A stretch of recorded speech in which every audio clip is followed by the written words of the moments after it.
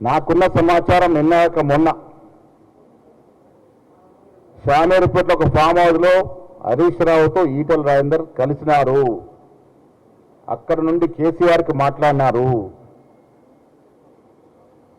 నేను ఈటెల రాజేందర్ని అడుగుతా ఉన్నా, మీరు కాళేశ్వరంలో వాస్తవాలు చెప్పి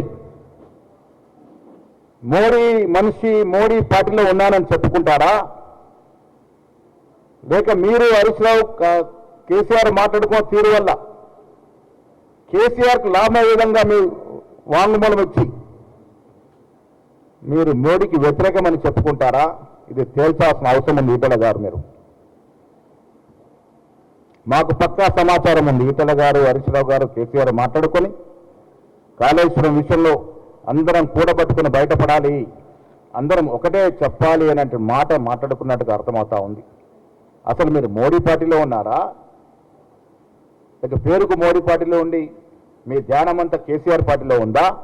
ఈ కాళేశ్వరం ముందు మీరు చెప్పబోయే వాంగ్మూలం, మీరు చెప్పబోయే భయాన మీద చేత తెల్లడం అవుతున్న మాట కూడా చెప్తా ఉన్నాం. దొంగలు ఊర్లు పంచుకున్నట్టుగా 10 ఏళ్ళు దోశారు.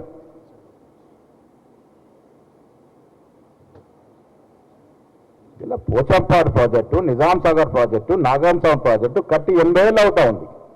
ఒక గీత కూడా పల్లె.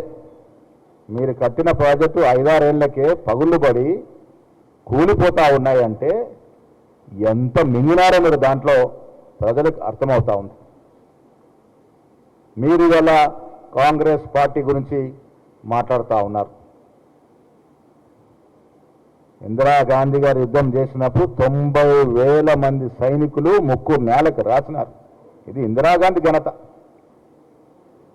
ఇలా మీరు ఏం సాధించినారో యుద్ధంలో చెప్పలేకపోతా ఉన్నారు, ఏం కోల్పోయామో చెప్పలేకపోతా ఉన్నారు. అంతా మ్యాచ్ ఫిక్సింగ్లే.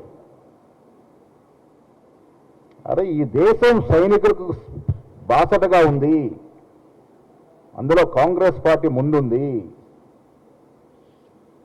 యుద్ధము జరగాలని, యుద్ధంలో గెలవాలని ప్రతి పౌరుడిలాగానే రాహుల్ గాంధీ కూడా కోరుకున్నాడు. ఏం జరిగింది తుదకి?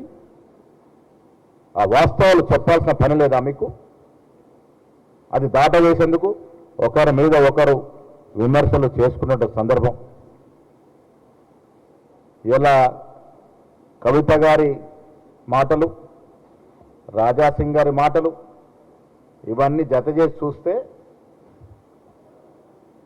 బీఆర్ఎస్ పార్టీ బీజేపీలో విలీనానికి ఎంతో దూరంలో లేదు. ఇలా కవిత గారి మాటలకి, కవిత గారు వేసే ప్రశ్నలకి కేటీఆర్